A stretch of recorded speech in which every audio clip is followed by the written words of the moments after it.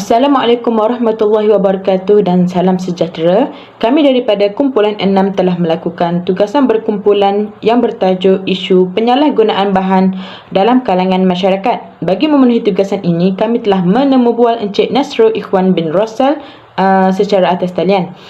Encik Nasrul merupakan Ketua Unit Pencegahan Agensi Dadah Kebangsaan AADK Segamat Johor. Pembangunan masyarakat penting kepada negara kerana negara akan maju sekiranya mempunyai rakyat yang berwibawa, berintegriti serta utuh.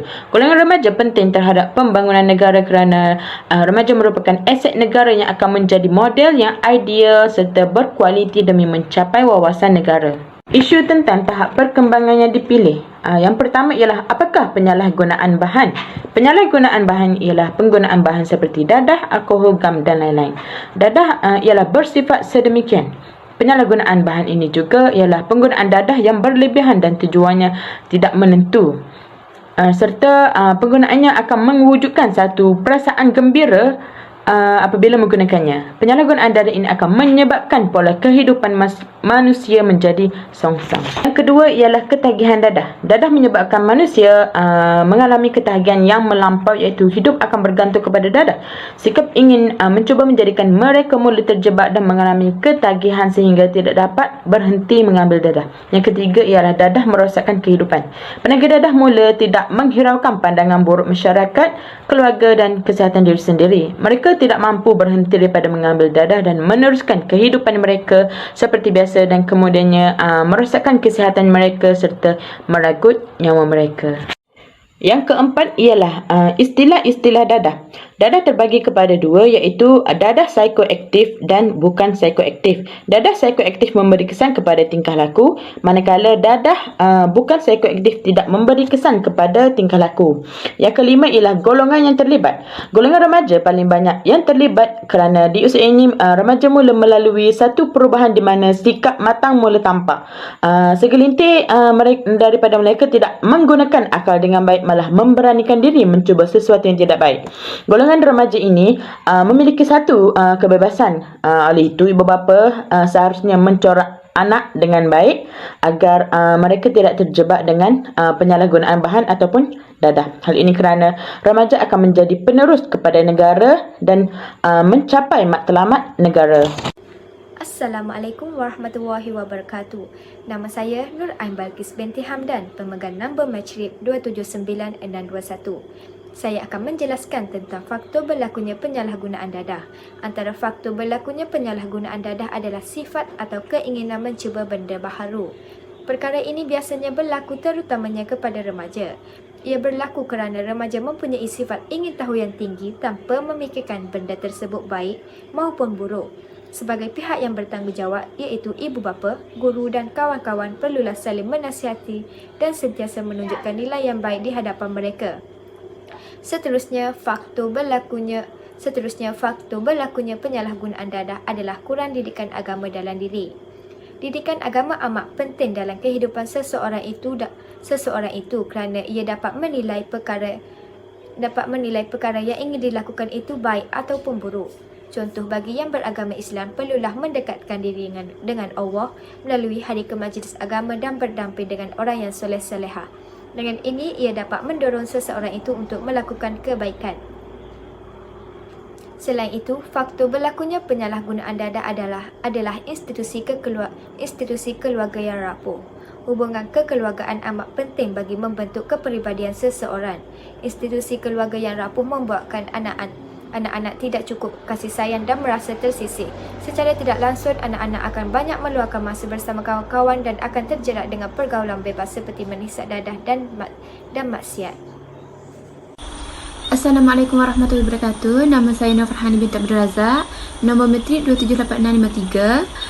Jadi saya akan meneruskan pada bahagian saya, iaitu faktor ataupun punca-punca. Jadi faktor yang keempat adalah pengaruh rakan sebaya, di mana seperti yang kita tahu, pengaruh rakan sebaya adalah perkara yang dibimbangi oleh ibu bapa terhadap anak-anak mereka. Hal ini dikatakan demikian kerana sekiranya anak-anak tersilap memilih rakan, maka ianya akan menjejaskan gaya hidup seseorang sehingga menyebabkan mereka terjerumus kepada perkara yang merosakkan jati diri mereka. Contohnya seperti merokok, mencuri, menagih dadah dan sebagainya. Seterusnya adalah faktor yang kelima, iaitu pengaruh media massa. Pengaruh media massa merupakan kecanggihan yang tidak bertapis dan sangat luas. Ianya akan membawa pengaruh yang buruk sekiranya disalahgunakan serta mudah untuk menjadi ikutan, terutamanya dalam kalangan para remaja. Tambahan pula, media massa merupakan kecanggihan terkini yang kita sering gunakan ketika kita bosan ataupun kita duduk bersahaja. Contohnya seperti Facebook, Instagram dan sebagainya. Faktor yang keenam adalah penguatkuasaan undang-undang yang lemah. Hal ini demikian dikatakan kerana pihak penguasa senang untuk dirasuah melalui wang sogokan yang diberikan oleh tauke dadah. Jadi perkara ini menyebabkan pihak penguasa melepaskan tangan begitu sahaja tanpa melakukan tindakan apa-apa. Tuntasnya, benarlah bahawa penguatkuasaan undang-undang yang lemah ini akan menyebabkan kadar penyalahgunaan dadah dalam kalangan remaja meningkat. Baik, hasil temu bual kami bersama dengan Encik Nasrul bin Rosal yang merupakan Ketua Unit Pencegahan AADK Negeri Johor. Kami telah diberi perkongsian mengenai jenis-jenis rawatan berdasarkan pengalaman beliau. Jadi rawatan pertama ialah rawatan farmakoterapi yang merupakan satu rawatan yang digunakan seperti ubat-ubatan farmaceutical seperti yang dibezakan dengan penggunaan terapi pembedahan, terapi radiasi, terapi fizikal dan sebagainya. Jadi klien-klien yang terlibat dengan dadah ini akan dapatkan rawatan ubat-ubatan farmakoterapi ini seperti metadon dan banyak lagi untuk mengurangkan kebergantungan dan ketagihan klien terhadap dadah. Jadi metadon ini merupakan satu kaedah rawatan terapi gantian ataupun dipanggil RTG, penagihan dadah yang merupakan dadah seperti heroin dan morfin. Baik, rawatan yang kedua ialah rawatan dari segi psikososial. Jadi rawatan ini merupakan rawatan yang diberikan kepada klien termasuk dari segi bimbingan dan kaunseling. Menurut Kementerian Kesihatan Malaysia, rawatan psikososial ini lebih kepada usaha untuk memahami jenis penyakit dan masalah yang dialami oleh klien dari segi rawatan dan pemulihan, komplikasi serta impak yang wujud terhadap klien. Jadi rawatan ini berbentuk seperti dorongan, nasihat dan bimbingan kepada klien yang telah tersasar dan terlibat dengan dadah untuk memberikan mereka keinsafan dan kesedaran supaya mereka tidak mengulangi perbuatan mereka yang lama itu. Jadi terapi psikososial ini merupakan satu rawatan untuk menyelesaikan dan merawat penagih dadah tersebut dari terus bergelumang dalam kancah tidak sihat ini pada masa yang sama untuk memberi mereka dorongan dan nasihat kepada mereka untuk tidak bergaul dengan rakan-rakan yang mempunyai pengaruh negatif. Assalamualaikum warahmatullahi wabarakatuh. Saya Nur Fitra binti Muhammad Zuhair, bernombor matrik 279972. Rawatan dan cara penyelesaian yang seterusnya adalah psikospiritual. Psikospiritual ni adalah kaedah dan rawatan yang berasaskan ajaran agama Islam dan agama masing-masing bagi individu yang bukan beragama Islam. Bagi klien yang beragama Islam, rawatan ini memfokuskan terperinci dengan amalan-amalan ajaran agama Islam seperti berwuduk, solat, bertaubat, berzikir dan lain-lain lagi. Rawatan psikospiritual ini lebih kepada rawatan yang membantu klien untuk fokuskan diri mereka dengan agama serta memberi kesedaran supaya mereka dapat mempelajari dari pengalaman yang mereka lalui dahulu. Psikoterapi ini adalah kaedah rawatan yang dijalankan antara seorang pakar yang terlatih dengan seorang klien. Rawatan ini dapat membantu klien untuk menyelesaikan masalah berkaitan dadah kerana pakar psikoterapi akan menilai terlebih dahulu punca-punca masalah yang terjadi kepada klien. Hal ini kerana pakar psikoterapi mampu untuk mendalami perasaan serta pemikiran klien untuk membantu mereka mencapai kefungsian sosial yang lebih baik. Akhir sekali, program-program dan aktiviti komuniti.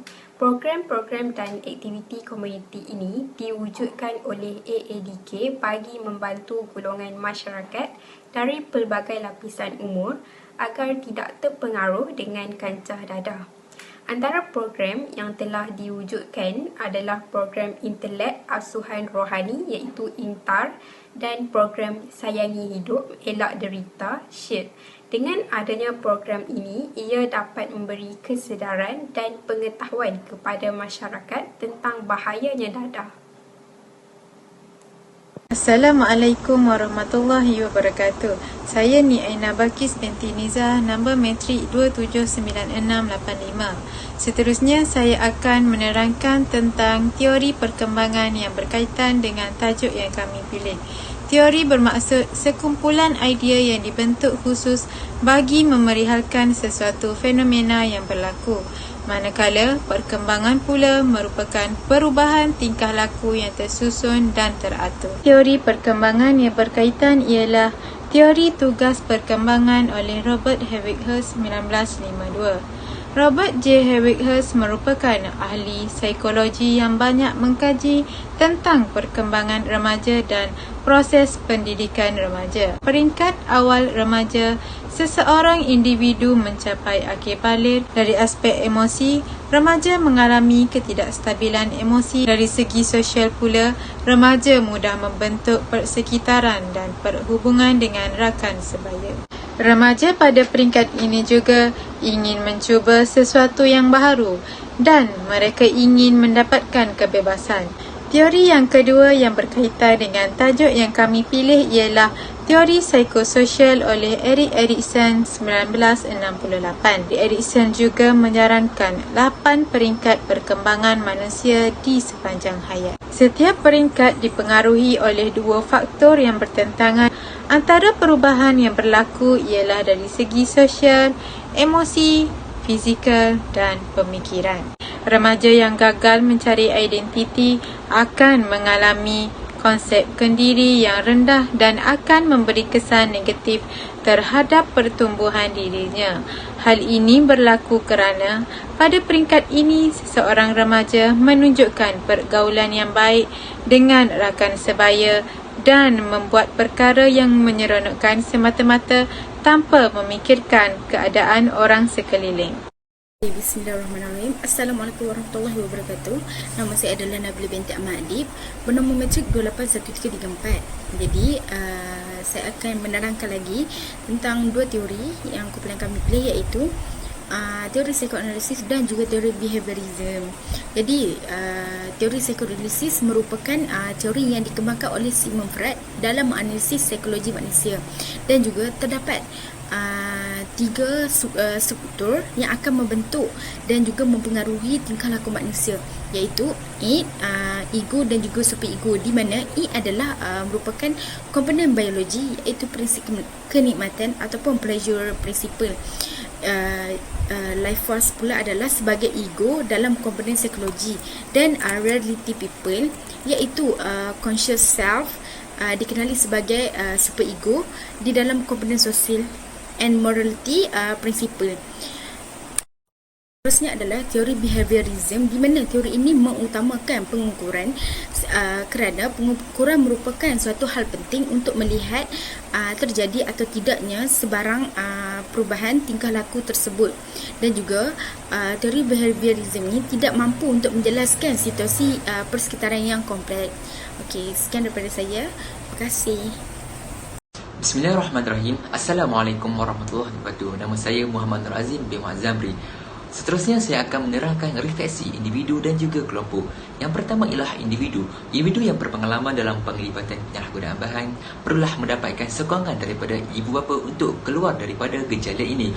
Hal ini perlu menitik beratkan kerana ibu bapa adalah insan yang paling rapat dan lebih mengenal siapa individu ataupun remaja yang terlibat.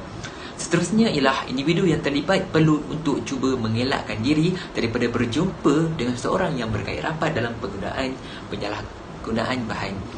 Ini kerana individu tersebut mempunyai pengaruh yang besar yang mampu mengajak remaja-remaja yang pernah terlibat untuk terus dalam gejala negatif ini. Yang terakhir adalah skop individu ini, iaitu memerlukan bimbingan kaunseling. Kaunselor-kaunselor yang terlatih perlu membuat sesi bersama remaja-remaja yang terlibat dalam penggunaan bahan terlarang ini untuk memastikan mereka terkeluar daripada kancah ini dan sedar akan pelibatan diri mereka akan merosakkan masa depannya. Di samping itu, saya akan meneruskan di dalam skop kelompok. Orang ramai atau orang sekeliling perlu peka akan penglibatan terhadap remaja dalam penggunaan bahan terlarang ini. Kerana sekiranya membiarkan perkara ini berlanjutan tanpa pengawasan, remaja-remaja ini akan rosak dan semakin berani dalam membuat jenayah ini. Selain itu, pihak AADK perlu aktif dalam membuat kempen-kempen kesedaran tentang penyalahgunaan dadah pada setiap tahun, sama ada di dewan-dewan terbuka maupun sekolah-sekolah. Dengan adanya kempen-kempen kesedaran ini, iaitu mampu memberi sedikit sebanyak tentang bahayanya penggunaan dadah ini terhadap orang awam dan paling khususnya kepada remaja-remaja. Yang terakhir sekali adalah pihak sekolah perlu berganding bahu bersama pihak AADK untuk memastikan tiada remaja terjebak dalam gejala penyalahgunaan bahan ini. Sekiranya menemui segelintir remaja yang mengambil bahan terlarang ini, pihak AADK perlu mengambil tindakan yang sewajarnya untuk memulihkan remaja ini. Kesimpulannya, penyalahgunaan bahan sememangnya memberi kesan yang buruk kepada diri sendiri dari segi kesihatan, sosial dan lain-lain. Oleh itu, manusia yang berakal sihat perlu bertindak dengan bijak agar diri menjauhi daripada dadah yang secara faktanya memanglah buruk akan kesannya. Jadi, janganlah mempunyai sikap yang ingin mencuba kerana sekali mencuba akan merosakkan masa depan kita. Ketahuilah bahawa remajalah yang akan mencapai semua hasrat dan impian negara untuk maju di persada dunia, tidak kira dalam bidang apa sekalipun.